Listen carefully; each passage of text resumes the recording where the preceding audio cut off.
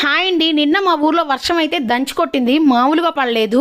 ఒక్కసారి ప్రకృతి విజృంభించిందంటే దాని చేతి కింద మనం ఎంతండి బాబు, కీలు బొమ్మలమే. అందుకే మన ప్రకృతిని మనం కాపాడుకోవాలి అని చెప్పేది. ఇదంతా ఓకే, కానీ ఇంత వర్షంలో ఎప్పుడు చేసుకునే కూరలు తింటే ఏం బాగుంటుంది. అందుకే పచ్చడి చేశాను.